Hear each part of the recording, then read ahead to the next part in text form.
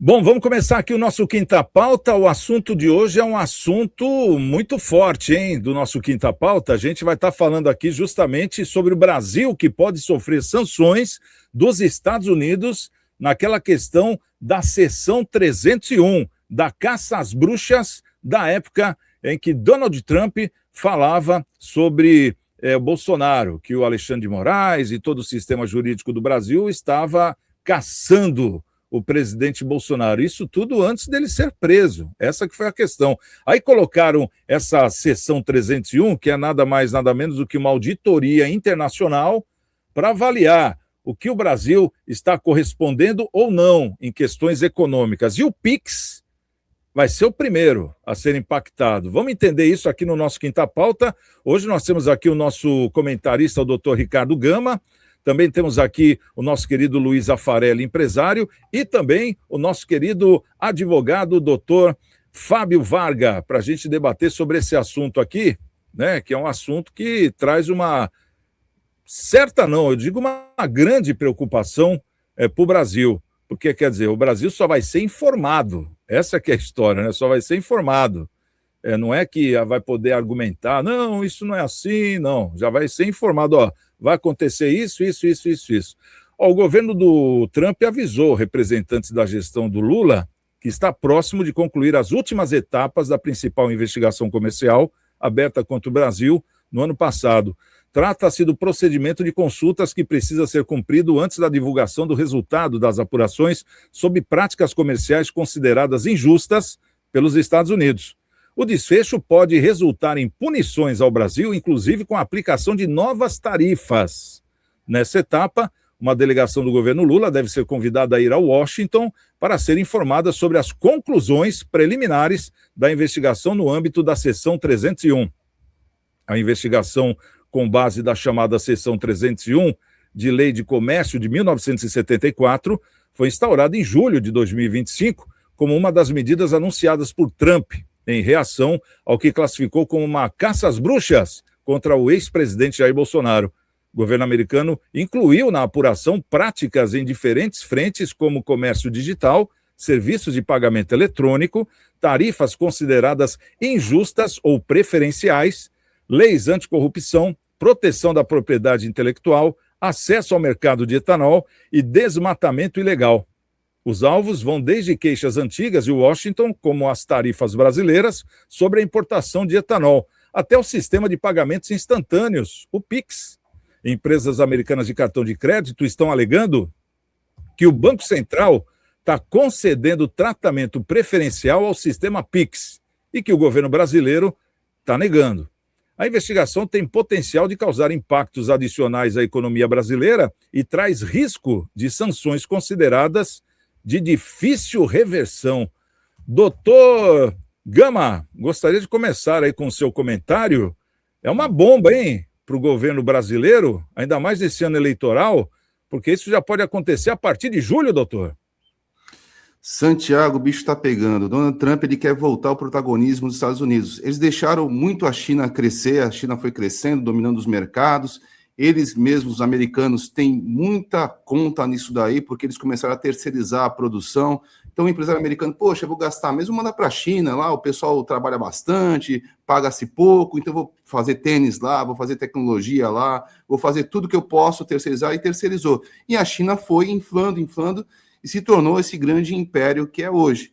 No caso específico do Brasil, eles estão querendo também mexer na parte econômica. Então, eles estão mexendo nas alavancas do mundo todo, na parte do petróleo, terras raras, tecnologia, comércio mundial, para poder fazer os Estados Unidos voltar a ser o grande império dominante. Mas o Brasil tem que ter altivez. O Brasil criou essa ferramenta importante que foi desenvolvida no governo Bolsonaro, que facilitou as transações.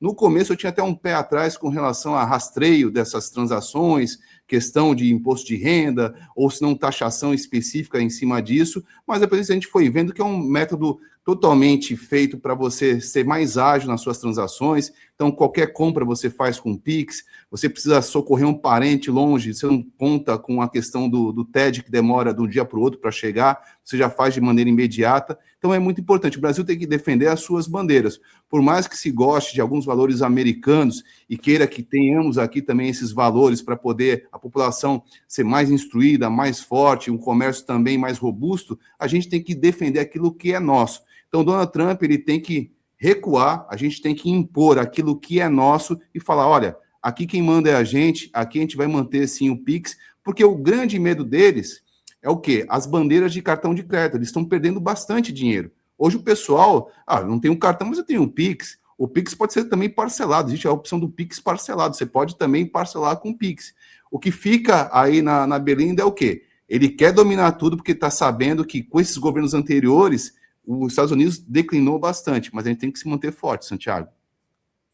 Eu estou sentindo que os Estados Unidos está querendo garimpar tudo em qualquer lugar, né? Porque o petrodólar está indo por água abaixo, essa que é a grande verdade, né? O lastro que os Estados Unidos têm hoje, né? A gente vê isso. E está tentando aí sobreviver, como qualquer país faria também, dentro das condições dele, com 37 trilhões, passou para 38, né? A produção falou 38 trilhões de dólares em dívida, não é para qualquer um, não, é uma coisa até que chega a ser impagável. Mas vamos falar aqui dessa questão que atinge o Brasil. Ô, Afarelli, tempos atrás o Flávio Bolsonaro já tinha se posicionado favorável ao Trump para que ajudasse ele na campanha. Lá atrás, na época dessa seção 301, quando falavam em caça às bruxas, o Trump estava naquela jornada com o Eduardo Bolsonaro, com Paulo Figueiredo, justamente para retaliar o Alexandre de Moraes. E plantaram essa bomba aí, uma bomba relógio, né, que tem um tempo para poder estourar. E vai estourar justo em julho, vamos dizer assim, no quintal da eleição. Algo premeditado isso, eu digo, será que já tem a mão do Trump na campanha do Flávio Bolsonaro? Olha, Santiago, eu não acredito nessa questão. O Trump, ele está atirando para todo lado. Só que ele tem a técnica dele não é ser um parceiro, é minar as tuas condições para que você não seja parceiro de outro. Ele não vem com uma proposta melhor, ele vem eliminar. Hoje, os Estados Unidos é o segundo parceiro comercial do Brasil. O primeiro, adivinha quem é? A China. Mas é o dobro. A China é 40 bilhões de dólares por ano. Os Estados Unidos é 20. A balança comercial, importação e exportação, mais ou menos parecida. Então, assim, o que a China faz? Você vê que a China não cria caso? Ela fala assim, quanto é que é lá? Quanto custa esse terreno? Vamos comprar. Que precisa fazer uma fábrica? A China ela não faz média, ela resolve, ela implementa, ela produz, ela vê a longo prazo. Os Estados Unidos não, os Estados Unidos quer botar a mão. E o Pix, eu fiz uma pesquisa aqui, ele movimenta 17 trilhões de reais por ano. Quem não quer botar o dedo numa migalha disso daí? Qualquer um. As bandeiras de cartão, como o doutor falou, devem estar batendo na orelha do Trump, fazendo um lobby, porque o Brasil está substituindo o cartão de crédito por Pix. Então, isso é um movimento puramente econômico. Assim, a gente precisa defender a nossa bandeira, independentemente de partido, mas, assim, não podemos fechar as portas, porque os Estados Unidos ainda é um parceiro comercial. Então, eu acredito que o Brasil perdeu o time da negociação. Ficou muito assim, Estados Unidos, direita, esquerda, e perdeu. Acho que o Brasil tinha que estar toda semana alguém lá conversando com o Trump. O Bolsonaro, em meses, o Eduardo Bolsonaro, em meses, conseguiu acesso ao Trump, como alguém do governo brasileiro não consegue fazer a mesma coisa? É negociação. O Trump é um homem de negócios. Ele quer ganhar a todo momento. Então ele precisa ter empatia porque ele está negociando. Eu acho que o Brasil pecou nesse lapso de estar com o Trump fazendo negociações. Agora é correr atrás do rabo, agora é correção e não é predição. Ô, doutor Varga, esse nosso assunto aqui do Quinta Pauta é um assunto que traz várias vertentes, né? Vertente política, essa que a gente estava falando, que tudo isso começou numa vertente que não era política, né? Pois na mesma época os Estados Unidos estavam taxando vários países, né? Que o Trump apresentou aquela tabela dele lá com o nome de vários países, cada um ia pagar tanto para os Estados Unidos a partir de hoje. O Brasil estava nesse contexto, deu aquela confusão, porque não deu certo com o Brasil, hein? Diga-se de passagem. a questão da carne, que não estava indo mais para os Estados Unidos, tentaram com a Argentina, mas não era o suficiente. Então, hoje o Brasil, quer queira ou não, através dos irmãos Batista, da JBL, são os maiores fornecedores de carne do mundo e os principais dos Estados Unidos, que representam mais de 60% do mercado americano. Então, perder um parceiro desse é horrível. E na mesma vertente, a questão do café também, né? Que perderam, que também era nessa esfera aí de 70% que o Brasil mandava só para os Estados Unidos. Então, só nessas duas primeiras esferas aí já não deu acordo. Mas mesmo assim o Trump começou a vir querendo atropelar, aí viu que não ia dar, tirou a taxa, mas deixou essa caça às bruxas aí do bolsonarismo, quer dizer, quis sair bem com o brasileiro e mostrar para o seu povo que ele estava apoiando um cara que era da direita, de outro país também, porque, enfim, tanto que ele usava até de exemplo o próprio Maduro, que ainda estava no poder na Venezuela, que hoje já não está mais, e diga-se de passagem, a Rodrigues lá conseguiu, hein, que o Trump tirasse todas as sanções. Oh, que legal, Santiago, mas assim do nada? Não, claro que o país está todo loteado para os Estados Unidos agora, né? Mas, independente disso, que é um outro assunto, conseguiu sair daquelas sanções que atrapalhavam o país. Agora, no caso do Brasil, essas sanções vindo, falaram que elas não saem, né? Se vir, não sai mais. É que nem a Lei Magnitsky. Não, mas calma aí, diga-se de passagem, a Lei Magnitsky, o Moraes não está mais nela. Opa, então quer dizer que saiu. Por isso que eu pergunto, será que isso é um golpe de campanha? Porque se o Flávio Bolsonaro entrar para presidente, eu estou falando os panoramas de hoje, que eu acredito que vem o Tarcísio, hein? Deixar bem claro. Ou o Tarcísio mesmo, ou o Flávio, se eles entrarem para presidente, já vão ter uma bucha na mão. E claro que o Trump não vai deixar que o Brasil fique com essa bucha, caso o próximo presidente não seja o Lula. Como é que o senhor interpreta essa questão dessas sanções aí? Primeiramente, Santiago, é uma situação eminentemente econômica. Os Estados Unidos, é como o Afarelli fez a pesquisa, eu fiz aqui também, mas apareceu em reais, são 85 trilhões de reais. E eu me lembro que lá na época, Santiago, comentamos aqui no seu programa justamente isso. O Trump estava de olho nesse, é um valor estratosférico, que a gente não pode esquecer que Donald Trump, além de presidente dos Estados Unidos, é um empresário de sucesso de grandes empresas e que tem interesse em que bandeiras como Visa, Mastercard, não sejam, de alguma forma, prejudicadas com um sistema que deu muito certo aqui no Brasil, que é um sistema espetacular, que, além de ser ágil, ele produz esse dinheiro todo. Quer dizer, então isso incomoda, sim, os Estados Unidos. E aí o governo americano usa disso, mais uma vez, como pressão política, porque isso atinge não só os Estados Unidos, mas o próprio Trump, particularmente. Porque as empresas dele têm, logicamente, envolvimento com essas grandes corporações de cartão de crédito, como tem com as Big Techs, que ele tinha visa por qualquer tipo de normatização ou taxação. Então, isso tudo respinga no interesse próprio dele como pessoa física, além, né, dos Estados Unidos que ele entende. Então, eu acho que é eminentemente econômico, isso é um problema, está de olho nisso. Agora, eu não descarto também, num segundo plano, Santiago, essa situação das eleições, sim, porque eu me lembro que eu falei aqui, uma vez no teu programa, que passou pela minha cabeça que o Trump não queria não só um candidato de direita alinhado ao pensamento do partido dele, mas como ele queria o próprio Bolsonaro.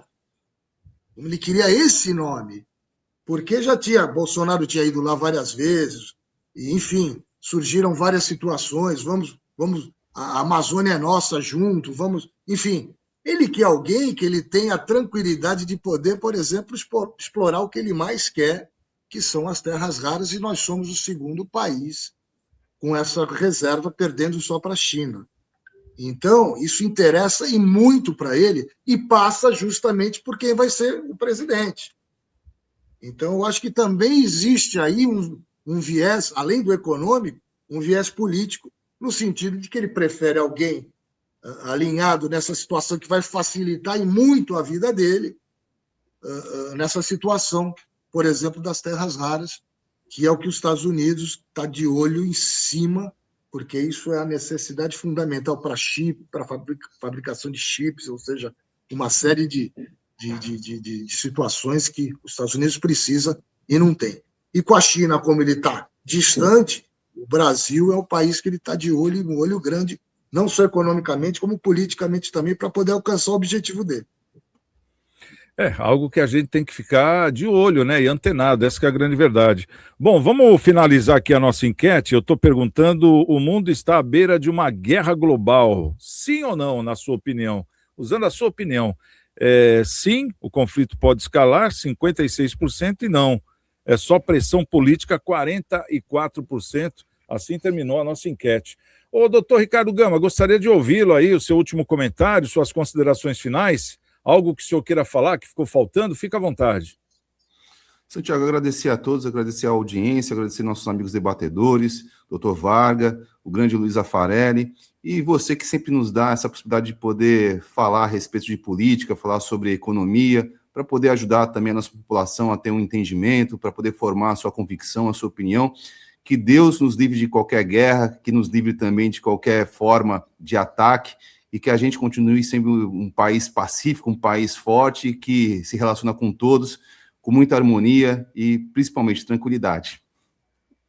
Doutor Luiz Afarelli, fica à vontade, seu último comentário, considerações finais. Obrigado, Santiago, pelo convite. Um abraço ao doutor Ricardo, ao doutor Fábio. Realmente já temos nossos problemas. Por favor, não criem novos, que nós já criamos os nossos. Não deixa a gente resolver. Realmente, o mundo ele tá estranho.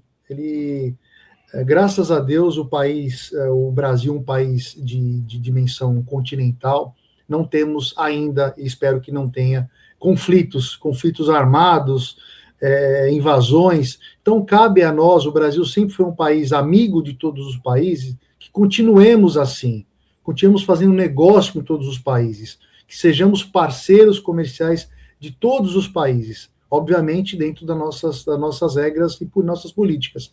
E com os Estados Unidos não pode ser diferente. Precisamos sim conversar. A mesa de discussão tem que ser uma mesa de verdade, e não palavras, insultos, posts desnecessários. Vamos conversar, que está faltando isso, não só entre os governantes, mas entre a população como um todo. Então, fica aqui meu abraço a vocês, boa sorte e fiquem com Deus também. Boa Páscoa também. Bacana. Fábio Varga, doutor Fábio, suas considerações finais, seu último comentário, fica à vontade.